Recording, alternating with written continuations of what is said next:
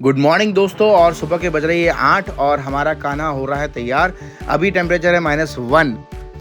दोस्तों हमारी होटल में यहाँ पर ब्रेकफास्ट का टाइमिंग है 7:30 से 9 और आज हम लगभग 9 बजे ही उतरे हैं। तैयार होते होते थोड़ा सा लेट हो गए थे तो नाश्ता लगभग ख़त्म होने का ही था। सब लोग का हो चुका है, हम आखिरी में पहुँचे हैं और अब फटाफट नाश्ता करते हैं। हमारी गाड़ी भी तैयार हो गई है और निकलेंगे। और दोस्तों लेह की हमारी होटल का ये व्यू देख लीजिए। आज इस होटल में हमारा आखिरी दिन है। इसके बाद हम जहाँ जा रहे हैं नुब्रा और वहीं पर हम स्टे लेंगे। और दोस्तों लेह से नुब्रा की ओर जाते समय हमें पड़ेगा माइटी खारदुंगला पास। तो आज आपको दर्शन कराएंगे बर्फ के और खाना भी इंजॉय करेगा स्नो में थोड़ी बहुत देर जितना हो सके, क्योंकि हाइट काफ़ी ज़्यादा है। ज़्यादातर लोग बोलते हैं कि वहाँ पे ज़्यादा देर रुकना नहीं चाहिए और थोड़ा बहुत तो हम एक्लिमेटाइज हो गए हैं जहाँ तक हमें लग रहा है। बस थोड़ा चढ़ने में और ऐसा सांस की प्रॉब्लम तो नहीं बोलना चाहिए, बट हाफ ना जैसे होता है ना वो चीज़ होती है। बाकी सब ओके है। तो चलते हैं, देखते हैं आगे के नज़ारे आपको दिखाएंगे। तो टेम्परेचर हो गया है 1 डिग्री अभी। और दोस्तों इस सीरीज़ में अगर आप ये पहला ही एपिसोड देख रहे हैं तो मैं आपकी जानकारी के लिए बता दूं कि इसके पहले वाले एपिसोड में हमने लेह के सारे local point, hall of fame, पत्थर साहिब गुरुद्वारा, संगम पॉइंट, शांति स्तूपा और लेह मार्केट जैसी शानदार जगहों को कवर किया हुआ है। तो प्लीज़ विजिट करें हमारे पिछले एपिसोड को। और दोस्तों अगर सब्सक्राइब नहीं किया है तो सब्सक्राइब भी कर लीजिए ताकि आपको सारे नए एपिसोड्स के लिंक मिल सकें। लद्दाख बहुत खूबसूरत है और जो भी यहाँ की सीनिक व्यूज़ है ना, यहाँ पे ऐसा नहीं हुआ कि आप 5 मिनट बैठो, 10 मिनट बैठो, चलो हो गया। आप 1.5 घंटा ही बैठोगे ना तो वो टाइम कम है एक एक स्पॉट को देखने के लिए। और दोस्तों जैसे जैसे हम आगे बढ़ते जा रहे हैं ना तो एल्टीट्यूड गेन करते जा रहे हैं।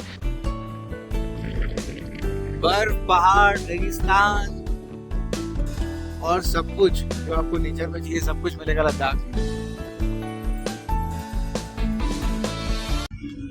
एक्चुअली हमारे ड्राइवर भैया ने भी बोला कि आप बताइए कि आपको कैसा लगा। तो 2 दिन का स्टे जो मेरा लेह में था, बहुत ही हम्बल लोग हैं, बहुत हेल्पफुल लोग हैं। कहीं भी आपको दिक्कत नहीं आएगी। यहाँ तक कि अननोन लोग जो कि आपसे टाइप नहीं है वो भी आपकी पूरी हेल्प करने को हमेशा तैयार रहते हैं और पूरी तरह सेफ है। एक जोन जो कि बोलना चाहिए कि अभी जैसे कि हम लोग ने देखा कश्मीर में जो हादसे वगैरह हुए उसके हिसाब से ये काफ़ी सेफ है। आराम से आप आ सकते हो और स्पेशली ये जो 3-4 महीने होते हैं गर्मियों के, इसमें हम लोग बहुत अच्छे से आ सकते हैं, घूम सकते हैं और लोकल लोग को प्रमोट भी कर सकते हैं। और दोस्तों कुछ देर चलने के बाद ही हमें मिलेगी चेक पोस्ट, जो कि इनर लाइन परमिट अपना चेक किया जाएगा।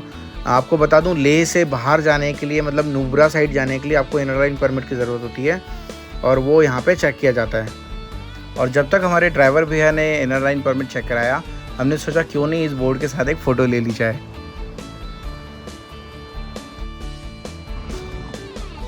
हंसिएगा मत दोस्तों, पोज बहुत शानदार था। देखने में अच्छा लगा नहीं लगा, मगर फीलिंग्स बहुत ज़बरदस्त थी। यहीं पर दोस्तों आपको हेल्थ एडवाइजरी का भी बोर्ड मिल जाएगा जो कि लेह हेल्थ डिपार्टमेंट ने लगाया है, जिसमें डिस्क्राइब था कि आपको कितना एक्लिमेटाइज होना है और क्या क्या हेल्थ इश्यूज़ हो सकते हैं हाइट में आपको, और वो सबसे जुड़ी जानकारी आपको इस बोर्ड पे मिल जाती है।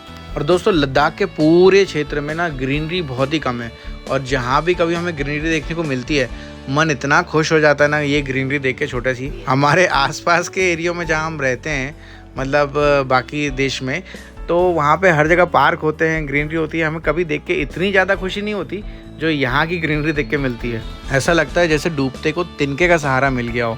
ग्रीनरी देखते ही ऐसा लगता है कि हाँ भाई ऑक्सीजन आ रही है।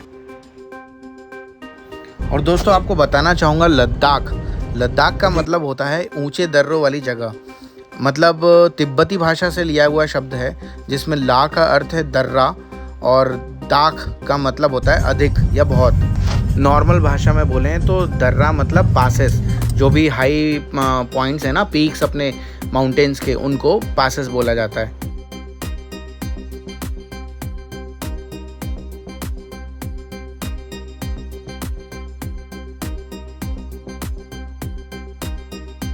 और दोस्तों खड़ी चढ़ाई शुरू हो गई है। आप देख सकते हैं छोटी छोटी कारें दिख रही हैं ऊपर जाते हुए पहाड़ पर। और दोस्तों आपको बताना चाहूँगा कि लेह से खारदुंगला पास की दूरी लगभग 40 किलोमीटर है, जिसमें हमें 1.5 घंटे के आसपास लगेगा और हम पहुँचने ही वाले हैं। और दोस्तों वो बात सही है कि मुंबई का फैशन और लद्दाख के मौसम का कोई भरोसा नहीं। अचानक से मौसम में परिवर्तन हुआ और सडनली स्नोफॉल शुरू हो गया। हम ये व्यू पॉइंट पे पहुंचे ही थे और हमें थोड़े थोड़े स्नो फ्लैक्स दिखने लगे और फिर अचानक से ये तेज हो गई। गाड़ी का है अपनी। और दोस्तों ये लाइफ का फर्स्ट एक्सपीरियंस था जिसमें हमने लाइव स्नोफॉल देखी और यकीन मानिए ये मोमेंट एकदम प्राइसलेस था। और दोस्तों आती हुई गाड़ियों की जो हालत देखी हमने, उससे हमें अंदाज़ा हो रहा था कि आगे और कितनी ज़्यादा बर्फ़ मिलेगी। हमारे ड्राइवर भैया का भी कहना था कि अगर यहाँ पर बर्फ़ मिल रही है इसका मतलब है कि ऊपर कुछ ज़्यादा ही बर्फ़ मिलेगी। और दोस्तों एक्साइटमेंट लेवल एकदम हाई है क्योंकि जो हम सोच रहे थे ना उससे कहीं ज़्यादा कुछ होने वाला है ऐसा लग रहा है हमें। बर्फ़ अभी से गिरना शुरू हो गई है। हम पास से काफ़ी दूर हैं अभी, तो अभी थोड़ा टाइम और लगेगा हमें पहुंचने में। एकदम हैवी स्नोफॉल शुरू हो गया है। तगड़ी वाली बोलना चाहिए, थोड़ी सी कम है बट और तगड़ी हो जाएगी। फोटोशूट चल रहा है।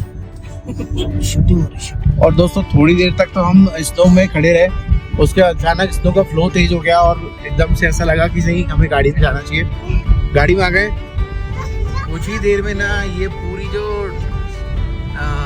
दिख रही है आपको रोड, ये वाइट हो जाएगी थोड़ी देर में। देखिए साइड से भी शुरू हो गया है हल्का हल्का जमना। अगर ये स्नोफॉल 1-1.5 घंटे भी गिरा तो काफी एरिया इसका वाइटिश वाइट दिखेगा। जो स्नोफॉल हुआ उतनी देर में ये इतनी सारी बर्फ जम गई है। गॉड,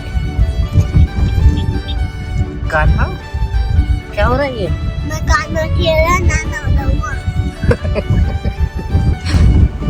रोड पे वाइट वाइट पैचेस शुरू हो गए हैं। स्नोफॉल अभी भी हो रहा है कंटिन्यू, है ना। और आपको मैं आगे और भी नज़ारे दिखाते जाऊंगा, मज़े आते जाएंगे। घर बैठे बैठे आनंद लीजिए लद्दाख यात्रा का। अभी भी अगर सब्सक्राइब नहीं किया है ना तो कर लेना, इसके बहुत सारे एपिसोड आने वाले हैं और कुछ भी मिस नहीं करो। पूरा लद्दाख प्रॉपरली घूमो, इसके लिए ज़रूरी है कि सब्सक्राइब करो और अच्छा लगे तो लाइक भी करो। और मैंने जैसे कहा था 5 मिनट में नज़ारे बदल गए।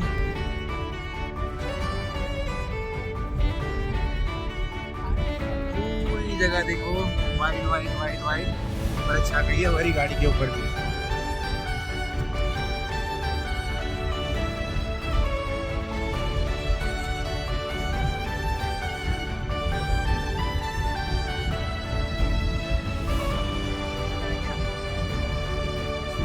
ब्राउन से वाइट हो गया 10 मिनट के अंदर पूरा पहाड़।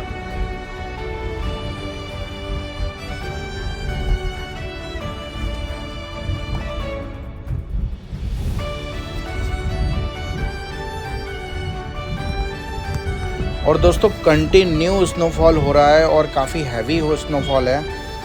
लग रहा है कि धीरे धीरे करके ना ये ब्राउन पूरा ख़त्म हो जाएगा, पूरी तरह वाइट हो जाएगा।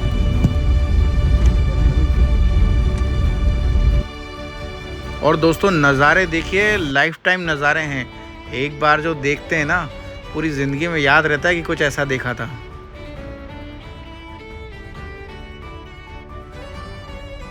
और दोस्तों एक स्टॉपेज आया है यहाँ पर, इसका नाम है साउथ पुलू। और खारदुंगला पास करने के बाद हम उस तरफ जाएंगे तो वहाँ पे आएगा नॉर्थ पुलू। इतनी सारी फ्रेश स्नो देख के ना मुझसे रहा ही नहीं गया। मैं बाहर गया, मैंने कहा चलो थोड़ा सा तो एंजॉय कर ही लेना चाहिए, अभी पहुँचने में टाइम है। इधर देखो, फ्रेश स्नो।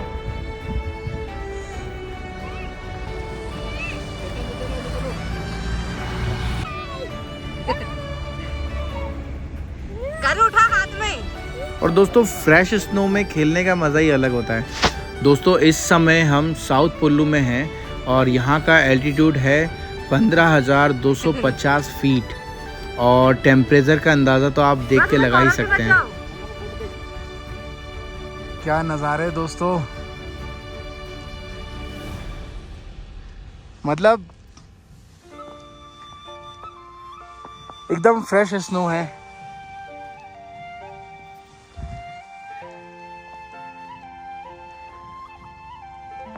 ये हमारी गाड़ी,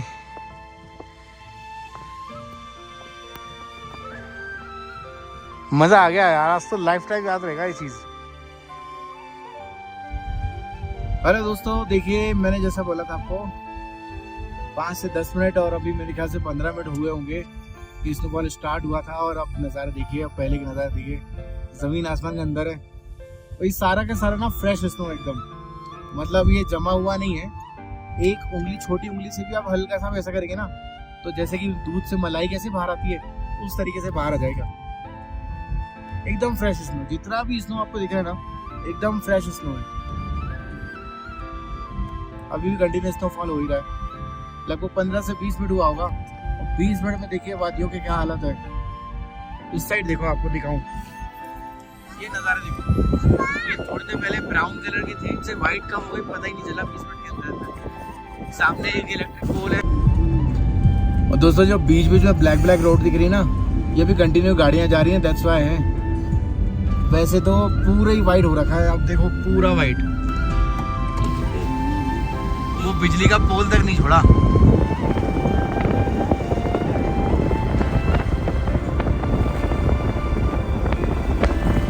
कानू वो ओरियो वाली आइसक्रीम नहीं आती है, वैसे ही दिख रहा है ना कुछ, वाइट के ऊपर ओरियो। यहाँ तो पूरी दुनिया ही ओरियो हो रखी है। दोस्तों एक तरह से हमें अपने आप को लकी समझना चाहिए कि हम जब यहाँ पहुँचे तभी इतना अच्छा स्नोफॉल हुआ। और नॉर्मली मैंने भैया से पूछा, ड्राइवर भैया से, कि क्या भैया नॉर्मली यहाँ पे स्नोफॉल ऐसा होता है? तो उनका कहना था स्नोफॉल हो जाता है, मगर इतना हैवी स्नोफॉल और इतना ज़्यादा कंटिन्यू नहीं होता है, थोड़ा बहुत होता है फिर बंद हो जाता है। अभी ना कंटिन्यू स्नोफॉल हो रहा है। ऐसा जनरली विंटर्स में होता है, और जब इतना ज़्यादा स्नोफॉल होता है ना और 4-4, 5-5 दिन तक होता है, तो 10-10, 12-12, 15-15 फीट तक की बर्फ़ यहाँ पे जम जाती है और टेम्परेचर -25 तक ड्रॉप हो जाता है। दोस्तों नज़ारे तो ऐसे है ना कि जितनी बार दिखाऊं उतना कम है, मगर मैं वीडियो बहुत लंबा हो जाएगा, इसलिए हर चीज़ तो नहीं दिखा सकता। अगर ये देखना ही है ना तो आपको लद्दाख आना पड़ेगा। मतलब जितने व्यू देखेंगे ना उतने नए।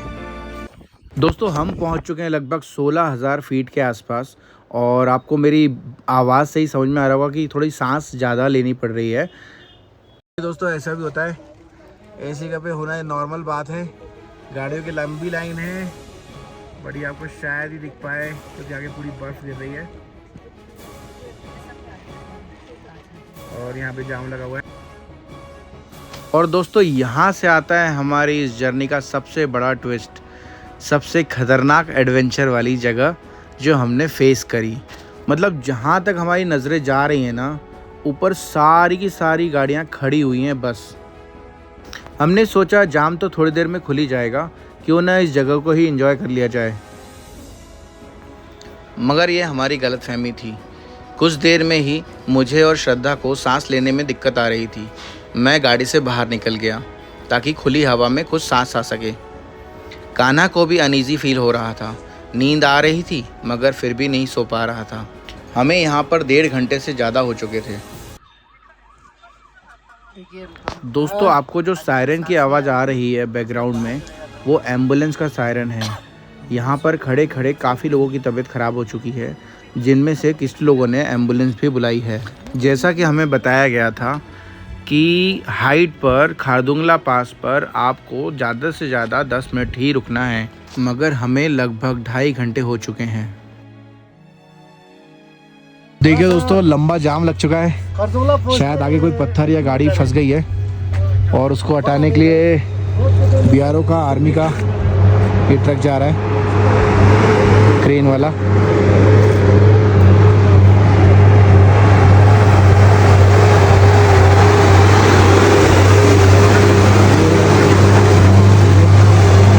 स्पॉट पे पहुंचेगा और गाड़ियों को हटाएगा वहाँ से, या फिर जो भी स्टोन वगैरह खाली हुई है, उसके बाद शायद हम लोग आगे जा पाए। मेरा एक मतलब सजेशन है कि यहाँ पे जब भी आप जाए ना, तो एक बाथरूम टेंट आता है, ज़्यादा महंगा नहीं आता है, 1200-1500 के आसपास आ जाएगा, जहाँ तक मैंने लिया है। वो ऑफ कैरी करें तो लेडीज़ों को बाथरूम जाने में कभी दिक्कत नहीं आएगी। हमने तो अपनी सारी बेसिक नीड्स लास्ट स्टॉपेज पे पूरी कर ली थी, मगर मैं देख पा रहा था कि लोग काफ़ी ज़्यादा सफ़र कर रहे हैं। कहीं लोग ऑक्सीजन सिलेंडर यूज़ कर रहे हैं, कहीं लोग एम्बुलेंस बुला रहे हैं, कहीं लोगों को उल्टियाँ हो रही हैं। इस सब से ध्यान हटाने के लिए हमने अपने आप को व्यस्त रखना ही ठीक समझा। हम स्नो खाते हुए, मतलब बहुत देर हो गया हम लोग को जाम में फंसे हुए। बस उसकी कमी है, वो फ्लेवर डाल देना। हाँ, वैसी अच्छी लग रही है। फाइनली लगभग 2 घंटे बाद हम आगे की तरफ चल पड़े। खारदुंगला यहाँ से कुछ ही दूर बचा था।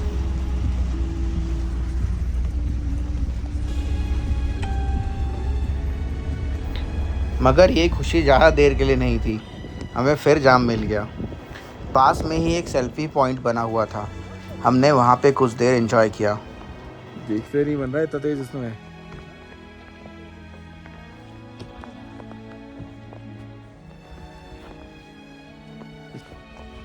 कभी कभी मुसीबतों से बचने के लिए उन पर ध्यान न देना ही अच्छा होता है। फाइनली दोस्तों देखिए, थोड़ा कोहरा भी हट गया है, जो बादल भी हट गए हैं और खारदुंगला पास हम लोग पहुंच रहे हैं। ये यहाँ के नज़ारे खारदुंगला के।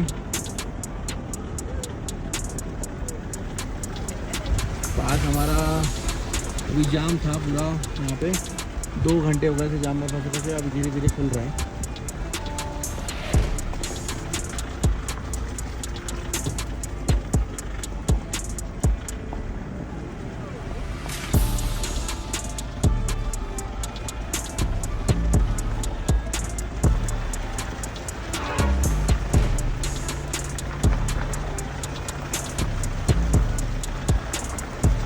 और दोस्तों हालात ऐसे थे कि 2 मिनट गाड़ी चलती नहीं और 10 मिनट के लिए रुक जाती। हमारा कान्हा भी उठ चुका था और उसे बहलाने के लिए हमारे ड्राइवर भैया ने उसे बर्फ़ का बॉल बना कर दिया।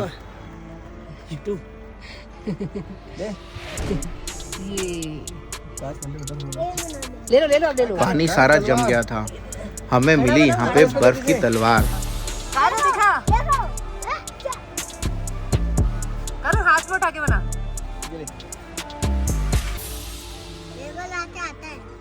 आता है 10-15 मिनट के गैप में गाड़ी कुछ मीटर बढ़ रही थी, कभी 50 मीटर तो कभी 100 मीटर। बीआरओ की भी तारीफ करना बनती है। एक समय था जब खारदुंगला वर्ल्ड का टॉप मोस्ट पास था।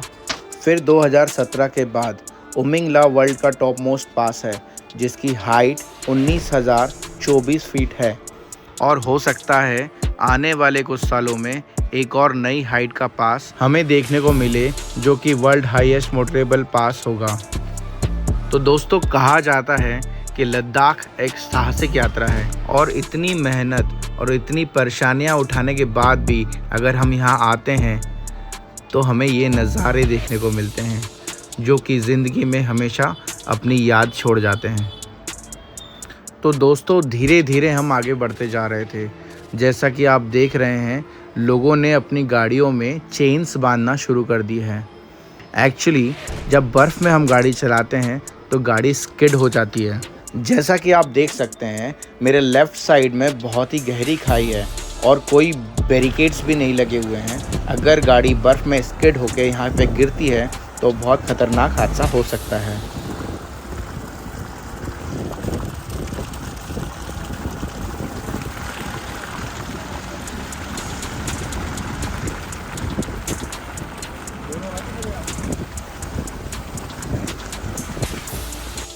और दोस्तों, लगभग 200 मीटर ही हम चल पाए थे और फिर से हमें जाम मिल गया। और दोस्तों, आगे देखिए, ये पूरी गाड़ी यहाँ पे फंस चुकी है।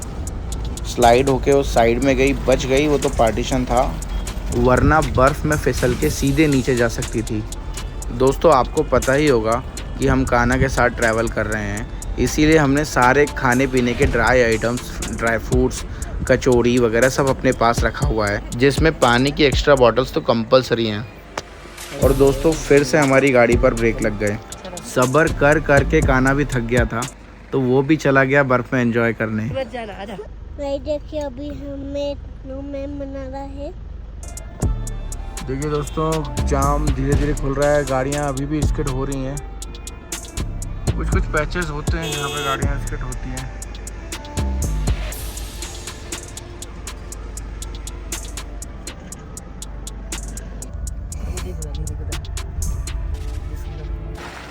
दोस्तों लेह से नुब्रा तक का रास्ता 5 घंटे का है, मगर हमें कुछ ज़्यादा ही समय लग रहा था। वो तो अच्छा हुआ जो हमने साथ में ड्राई आइटम्स और वाटर बॉटल्स रखी थी, अदरवाइज़ हमें बहुत दिक्कत का सामना करना पड़ता। यहाँ तक कि हमारे ड्राइवर भैया के पास भी कुछ खाने पीने का सामान नहीं था, फिर हम ही ने उनकी हेल्प करी। दोस्तों अगर आपका भी इस रूट पर आना होता है तो मेरी यही एडवाइज़री रहेगी कि आप अपने पास सफिशिएंट खाने पीने का सामान और कम से कम 10 से 12 बॉटल्स पानी अपने कार में कैरी करें, और अगर हो सके तो एक बाथरूम टेंट भी याद से रख लें, क्योंकि हमने जहां तक पाया पूरे रास्ते में कोई भी बाथरूम जाने के लिए प्रॉपर स्पॉट नहीं मिला था, 1 या 2 प्लेसेस को छोड़कर, और ना ही हमें कोई खाने पीने की ईटरीज मिली थी।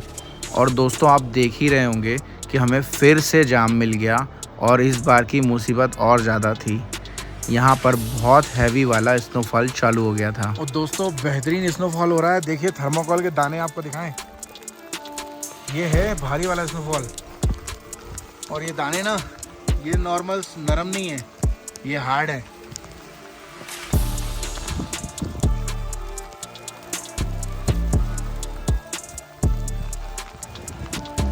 अभी तक जो स्नोफॉल हो रहा था वो स्नो फ्लैक्स थे, मतलब वो सॉफ्ट थी, और ये वाली स्नोफॉल काफ़ी हार्ड है।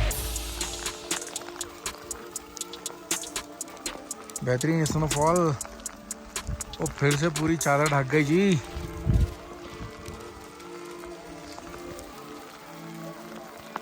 हमारी गाड़ी पे देखिए,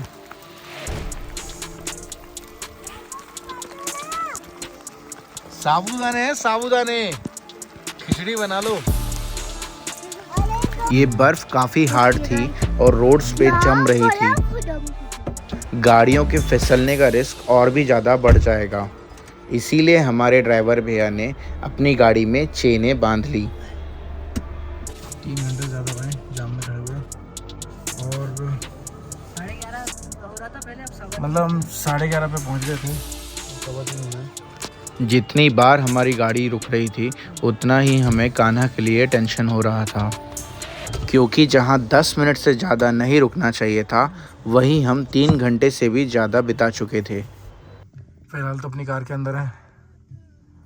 बाहर बहुत तेज मतलब स्नोफॉल हो रहा है और बंद नहीं हो रहा है। अब ये बड़े बड़े मोटे मोटे दाने हैं। देखिए हमारे भैया लोग लगे हुए रियर मिरर में दिखा रहा हूँ आपको, चेन कस रहे हैं टायरों में ताकि बर्फ में स्किड नहीं हो।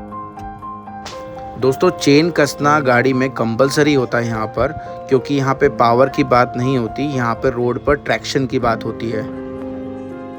4 बजने वाला है, 11:30 से फंसे हुए हम लोग। और दोस्तों अगले ही मोड़ के बाद खारदुंगला आ जाएगा।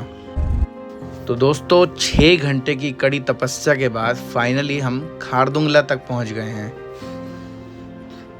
खारदुंगला पास आ गया।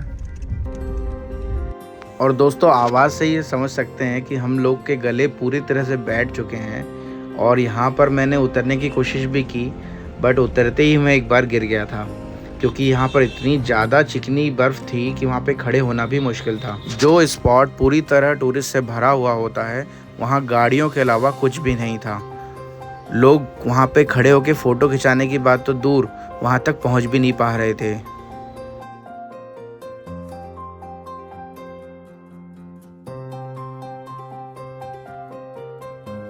Welcome to you gateway of Siachen mighty Khardungla. Altitude 17,982 feet, और सच में हमको तो थका दिया इसने। दोस्तों यहाँ आकर फ़ोटो ना खिंचाने का एक बड़ा रीज़न ये भी था कि हम मेंटली और फिज़िकली दोनों तरह से बहुत ज़्यादा थक चुके थे। जहाँ पर 10 मिनट से ज़्यादा नहीं रुकना चाहिए, वहाँ हम पिछले 4 घंटे से फंसे हुए थे। दोस्तों खारदुंगला से नीचे उतरेंगे आप सीधा नुब्रा की तरफ। ये देखिए रोड दिख रही है आपको। दोस्तों अब जाकर हमें पता चला था कि हमारा जाम क्यों लगा था। एक्चुअली यहाँ पर 3 जगह पर बर्फ़ का एवलांच आया हुआ था, जिसके कारण सारी की सारी बर्फ़ रोड पर आ चुकी थी। थैंक्स टू BRO जिसने इतनी जल्दी इतने कम समय में इतने बड़े बड़े बर्फ़ के हिस्सों पर पहुंचकर हमारी रोड को क्लियर किया। और दोस्तों जैसे कहते हैं ना, कुछ पाने के लिए कुछ खोना होता है, उसी तरह से हमें थोड़ी परेशानी ज़रूर हुई आने में। तो हम कह सकते हैं कि ऐसे नज़ारों के लिए इतना तो बनता है। दोस्तों ये वो पहला पॉइंट था जहाँ पे बर्फ़ रोड पर आ गई थी। आगे 2 मेन स्पॉट और भी हैं जहाँ पे एवलांच आया हुआ था। वहाँ से पूरी बर्फ़ BRO ने हटाई थी और मौसम को देखते हुए बाइक्स की एंट्री भी आज बंद थी।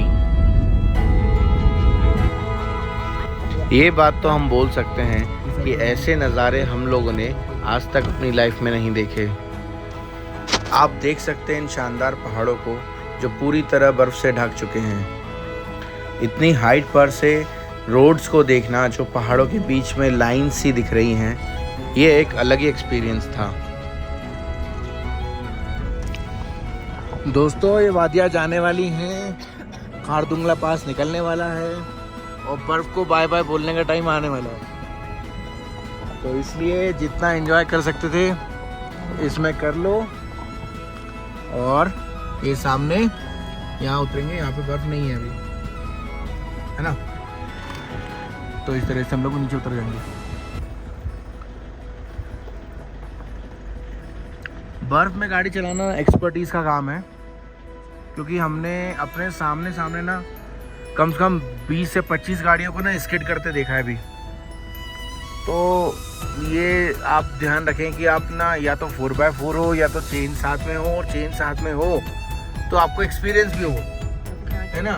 क्योंकि ना खाली आप ही की बात नहीं है दोस्तों, एक बात ये भी ध्यान रखिए, क्योंकि आप ये लाइन में चलती है पूरा ट्रैफिक। अगर आप ऐसे आ गए, है ना, एक्सपेरिमेंट करने के लिए कि चलो मैं तो चला लूँगा या तो चलो हो जाएगा, और फंस गई गाड़ी, तो ना आपके पीछे जितने भी लोग होते हैं ना वो सब सफ़र कर जाते हैं 2-2 4-4 घंटे के लिए। तो बी प्रिपेयर, जब भी आएँ तो पूरी तैयारी के साथ आएँ और प्रैक्टिस के साथ आएँ, क्योंकि ये खारदुंगला चलाना इजी नहीं है, खासकर बैड वेदर में, है ना। बर्फ़ नहीं पड़े तो बहुत अच्छी बात है, अगर बर्फ़ पड़ गई है तो भाई रिस्की है। देखिए दोस्तों, इस कारण से हमारा आना जाना बंद था अभी, और ये पूरा ना बर्फ़ का पूरा स्लाइडिंग लैंडस्लाइड हुआ है, लैंडस्लाइड का स्नो स्लाइडिंग हुआ है। और ये देखो पूरा अभी बड़ी मुश्किल से रास्ता खोल रहे हैं। देखो रिसेंटली बहुत बड़ा लैंडस्लाइड हुआ है और उसको बड़े मुश्किल से अभी देखो JCB आपको दिख रही है आगे, उसके थ्रू खोला गया है, तब जाके ट्रैफिक रिलीज हो रहा है। ये पूरा हिस्सा ऊपर से नीचे आ गया था, ये देखो। अभी फ़िलहाल में तो एक गाड़ी जा सके इतनी ही जगह बन पाई है।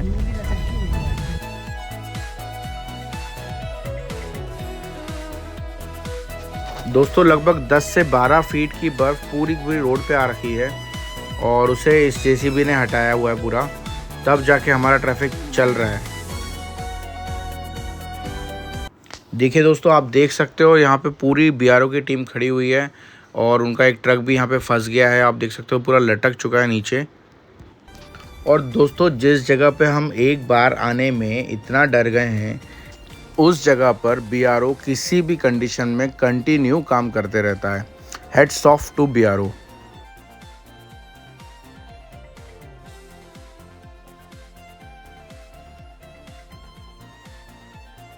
और दोस्तों जैसे कि आप देख सकते हैं, जो वहाँ से ट्रैफिक आ रहा है उसे अभी रोक रखा है। ये पूरी लाइन वहाँ से आने वाले ट्रैफिक की है, अभी यहाँ से जाने वाला ट्रैफिक जिसमें हम शामिल हैं वो चल रहा है, और इसके बाद थोड़ी देर बाद ये आने वाले ट्रैफिक को भी छोड़ा जाएगा।